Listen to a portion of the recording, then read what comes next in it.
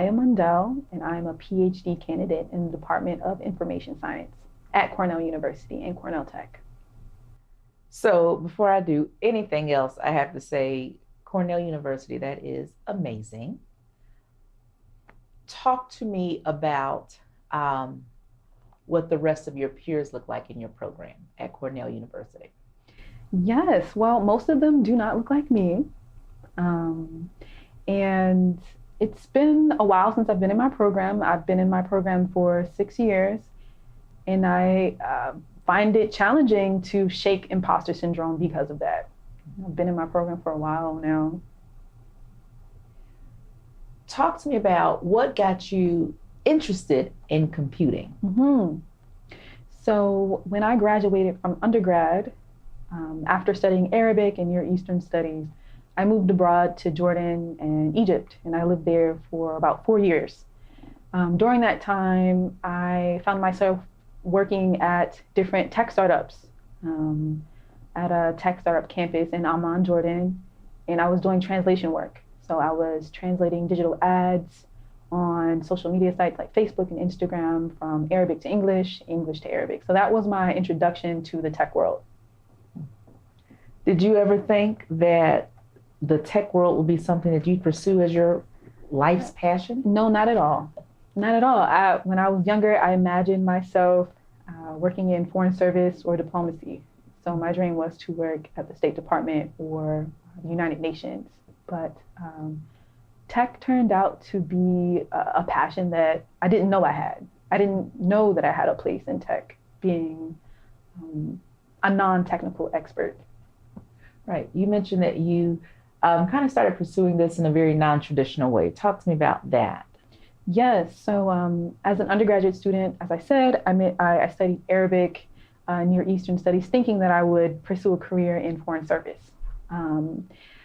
But those opportunities weren't as easy to attain as I thought they were. Getting an internship at the State Department or the United Nations isn't quite easy. So I was determined, though. I was determined to master Arabic. So I moved abroad to the Middle East and the Arab world when I graduated. And there, that's where I found opportunities to work in tech because there were so many people looking for English speakers and people who could translate Arabic to English and English to Arabic. And those positions offered higher pay and better perks than the traditional teaching positions that I had been engaging in prior to finding a tech position. What excites you about tech? Because you said, I didn't think I was going to do it, but then I found something, like the light bulb went off. What was that about computing that interested you?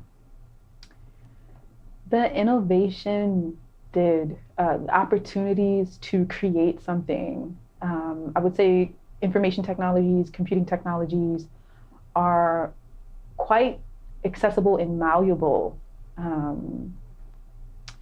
In some ways more accessible because many people can gain access to internet connection or some type of mobile device or computer and access the internet. And there you can start creating, whether that be you can start creating your own accounts on social media sites or your own social media platforms, or you can develop your own apps. There's just so many ways to become a creator. You can create your own content, so on and so forth.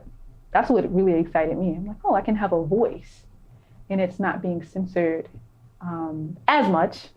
Censorship is not, computing is not void of censorship, but the barriers of entry are much lower than, say, more traditional industries like mass media, news companies, financial industries, so on and so forth, where the barriers of entry are much, much higher.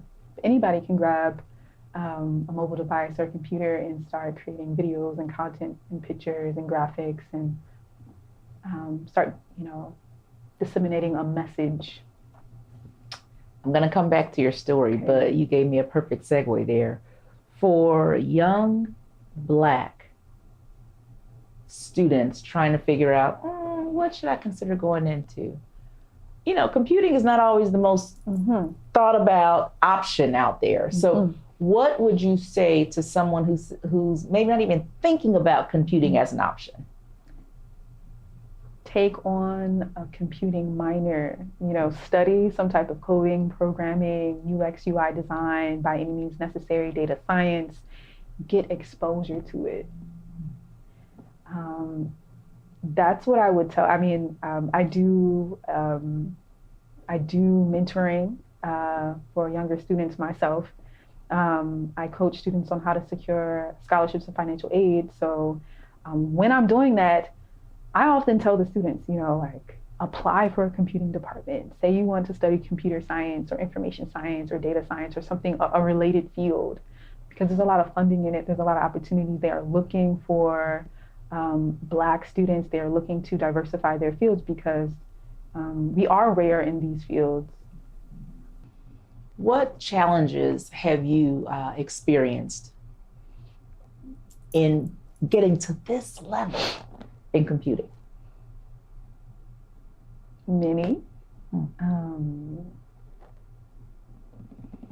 I hope I don't get in trouble for saying this. I don't want to make my university look bad, but I would say that I had a better experience at Cornell University's main campus in Ithaca, upstate New York. They have much better infrastructure. They have a lot of established resources for students who come from marginalized communities or structurally exploited demographics, like Black people, right? So they have better resources. But when I moved to Cornell Tech in New York City, mind you, it's a brand new campus, but I'm not making excuses for them. But I remember my first semester there, I had trouble entering the building because they had trouble accepting my student ID, and I had trouble acquiring an ID that they would accept. So it took me weeks to get the proper ID to enter the campus. And I remember having to constantly have these visitor passes printed for me and stickers put on my shirt. And I didn't feel like, I would have been treated like that if I wasn't Black, because when I looked around, no one else was really experiencing these issues, at least from my awareness. I remember also my first semester, someone approached me and they asked me while I was at the Cornell Tech campus if I worked at the cafe, because they had never seen a Black woman student on campus before. Yeah, so that's not a good experience. What did that do to you? I needed a break from that campus. So after my first semester, it was the summer semester, my very first semester of my PhD program, I went back to Ithaca. And I say I went back because I studied at Cornell in Ithaca as an undergrad. So I just went back to Ithaca and worked with another advisor for 2 years, and then I came back. But I came back after there was this huge controversial debacle on campus about racism. And I noticed that, Cornell Tech had been thrown into this very public discussion about racism in tech and how computing departments aren't doing enough to combat anti-Blackness. And after that happened, I returned back to the Cornell Tech campus, and I noticed that treatment was much better. It didn't take me weeks to get a proper ID. I got my ID immediately. So I was like, oh. But it shouldn't have taken that for me to be treated like I belong there. Do you feel like you belong there now? More so. But as I mentioned before, I still haven't been able to get rid of all of the little vestiges of imposter syndrome that I have. Because it does help when you see other people that look like you and share similar backgrounds doing similar work. Give me an example of the imposter syndrome that you've experienced.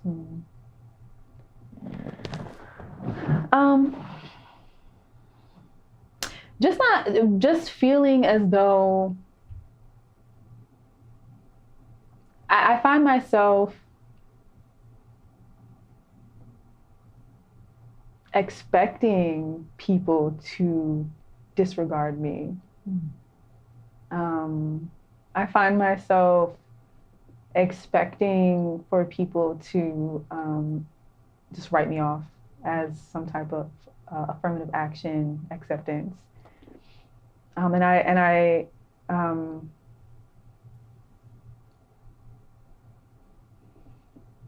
I don't care as much anymore. I don't expect to be accepted per se. And I don't necessarily think that's a bad thing. I guess I've learned to accept it. I guess I've learned to accept being very different, but I'm different in many ways. So I'm the first in my family to pursue a PhD. So on that level, I don't see myself as a traditional PhD candidate. I'm also a Black woman in a field that's mostly comprised of white and East Asian men, or Asian men in general, South Asian, Central Asian, East Asian. I come from a low income background. My father is illiterate. You know, he was a construction worker. So and I also don't come from a computing background. I come from the humanities and the social sciences. So there's a lot of layers of me not necessarily belonging there. So in a conceptual sense, right? But you know what? I don't always see that as a bad thing. I see that I have a lot to offer this field because I feel like, well, I know I'm rare in the field. I know that you can't find a lot of people like me in computing in that sense. It sounds like you have cultivated the tools to manage and cope through that non-acceptance that you talked about. With that being said, not everyone can turn it into a positive. Some folks may get discouraged and say, you know what, they can have it. Why is the work of these organizations trying to diversify computing, why is that work so critical? That work is critical because we as a people need to be in these rooms. We as a people need to know what type of research is conducted, especially on us. What I've found to be disturbing, and this is becoming more clear for me as time goes on. It wasn't as clear for me when I started my PhD program. But as of lately, I've been noticing a lot of non-Black researchers researching Black people in computing. And it disturbs me because there are rarely ever any Black people in the room. So where are they gaining their counsel from on Black people if they're studying Black people, they're writing papers about Black people, they're getting paid to think and write about Black people, but I don't see these Black people, I don't see these non-Black researchers have any Black friends, any Black peers. I've never seen them invest in the Black community in any type of way. So I think the organizations like this doing this type of work is extremely critical because there are people studying us, but we're not in these rooms to check these people and to give meaningful and vital critiques on their work. I mean, we should be at least involved in the narrative about ourselves that is being propagated by these researchers. It's like the fast food restaurant or the clothing line that thinks they're attracting the Black community, and they instead end up offending the Black community. Absolutely. Because it's basing your work off of the stereotypical definition of us. Absolutely. And I'll take it a step even further and say that these people are making money off of studying us. They're making money off of producing literature about us.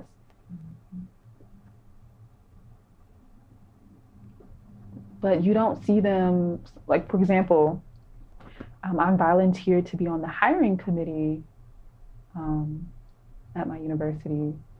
And,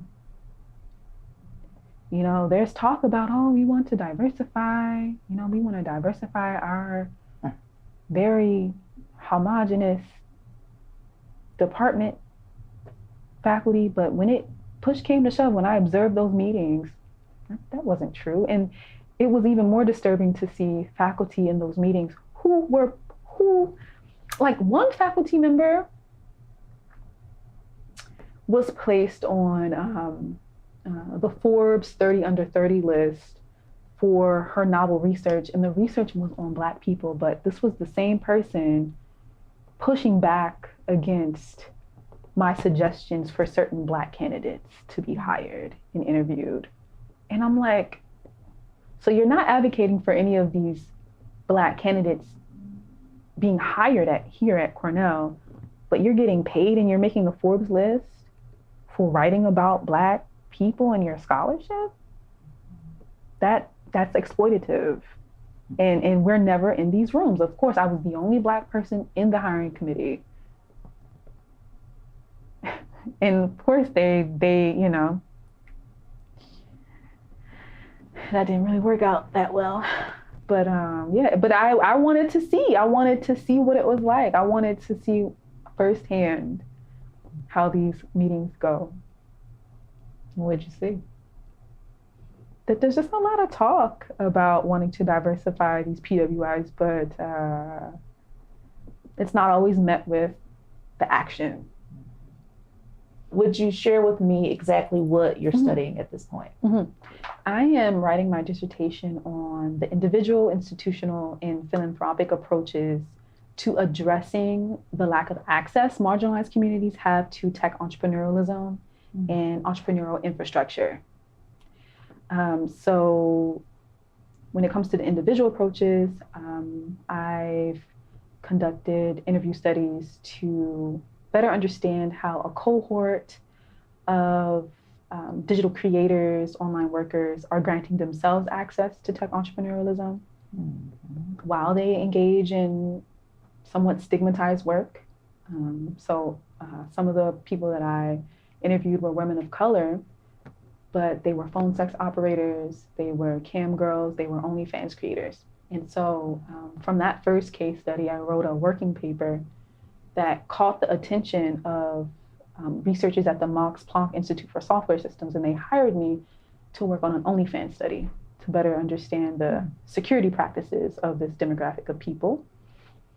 But I found that study to be, again, focused mainly on white creators, right? And so that was another experience of, wow, it's like everything has to be centered. Like nothing is really centered on the experiences of Black and brown women. So, but the particular study, the first case study that I conducted on this demographic of entrepreneurs, marginalized entrepreneurs, that's what I call them. They are entrepreneurs. I interviewed 21 women, 18 out of the 21 were women of color, and 12 out of the 21 women were Black women. And they fundamentally changed the way that I understand innovation and entrepreneurship and tech entrepreneurship, their approach to it. So that was the individual approach to addressing the lack of access marginalized communities have to tech entrepreneurship. The institutional approach, I got to work at a venture capital firm, Impact America Fund in Oakland, and it's a Black woman founded and owned venture capital firm. And their investment strategy is different. So they look to invest in low to middle income Black and brown Americans. And they're looking to invest enough money where these smaller ventures are sustained instead of the typical VC investment strategy firm where you're basically throwing a lot of money at different ventures, understanding that most of the ventures will fail and not make you any return on your investment, and that there will be this one success story that will make you billions upon billions of dollars that will make up for all of the failed investments, right? They don't take that approach. They're looking to invest or distribute the money in a way where they can sustain smaller ventures. so that these communities can continue to solve the problems, that are culturally specific for their communities. I don't know if you've heard of Maven, the hair company, but they had a program. They invested in Maven where it was partly Black owned, right? But in that particular company would give vouchers to hairstylists. So like say I bought a couple of bundles to get a sew-in, I would, after I bought the bundles from Maven, I would get this voucher for a free install. And I would be able to take it to a local these are mostly Black women, a local hairstylist, and they would be paid with the voucher via the partnership that they had with Maven. So these are the type of strategies they're looking to actually support the full economic participation of Black and brown communities. They're looking to really enable that agency. So that's the institutional approach. I'm looking at the ecosystems that they're building, the networks that they're building, and I worked with them to conduct the due diligence on a platform that they were interested in investing in. And while I was working for them, I was tasked to conduct research to figure out if this platform would create better economic opportunities for their Black female users on the platform, because this platform, even though the investment firm's goal was to support Black and brown communities, the founder of this particular platform was not a person of color, it was a white woman, but they still saw it as an opportunity of, well, if they invested in this platform, it could still positively impact their target community. So I have been working with them for a couple of years now, and we finally made it to Techstars. So I'm their HCI researcher. HCI is human-computer interaction.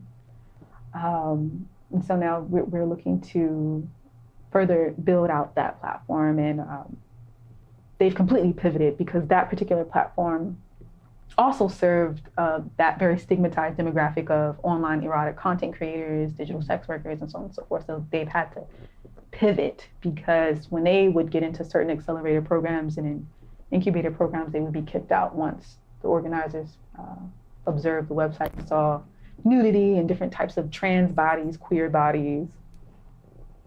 And so documenting that journey has been very interesting as well, to see what marginalized communities have to do, and even investors, like the type of strategizing around stigma that investors have to undertake in order to support marginalized founders. That's a very interesting. I'm hoping that my research with the second case study could lend insight to other Black and brown marginalized founders, entrepreneurs, and how they can negotiate around values and capital and strategize around stigma in order to obtain the capital that they need, because Black women particularly are the fastest growing demographic of entrepreneurs in this country, yet they receive less than 1% of venture capital funding.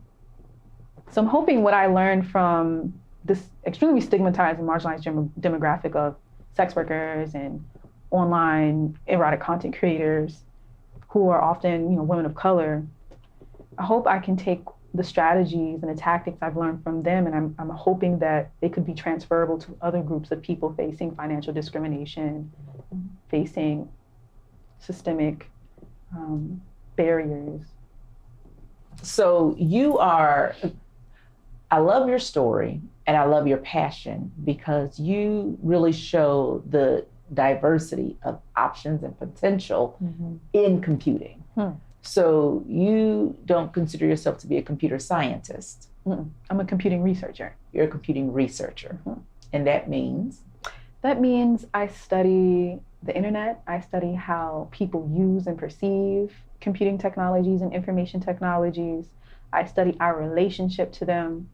So the department that I'm in, the information science department at Cornell University, they make sure to distinguish themselves and explain to our students and our members that, unlike most information science departments that develop from the library sciences and archival sciences, the information science department at Cornell University was developed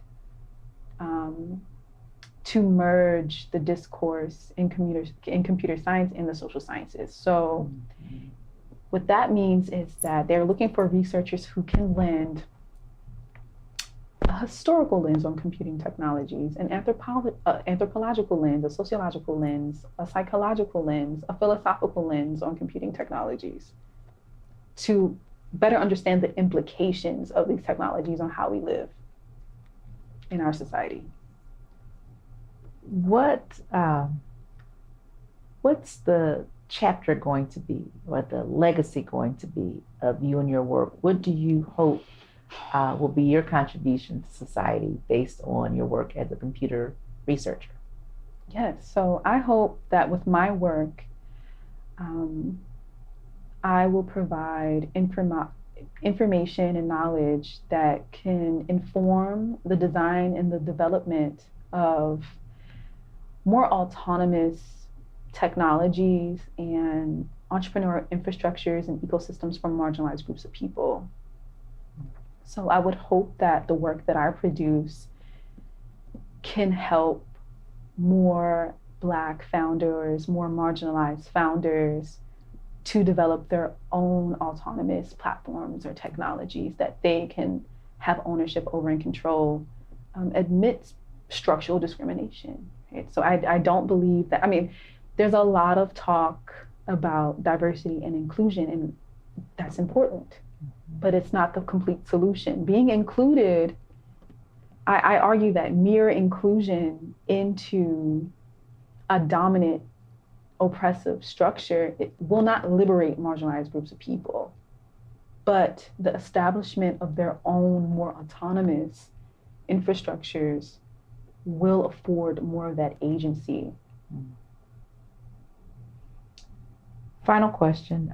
This documentary and this video series is being produced through the work of Morehouse College and the Center for Broadening Participation in Computer Sciences.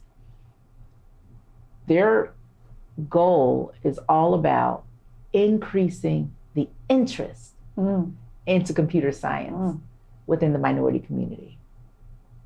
So for a prospective African-American PhD candidate, someone who's thinking about it, but I don't know, what do you want them to know about how you really can make a difference through this field? They need to pursue it. If they have any interest, any inkling of an interest, please seek it out, because there are people who are seeking to take you on and guide you and really nurture you in your work and your interest in computing. It's the work is very necessary. This work is very necessary. We need to be interested, because computing researchers are interested in you. They watch you, they study you. And anybody watching and studying you, you should be watching and studying them and understand the mechanisms by which they study you. I thank you so much for sharing your story and your passion.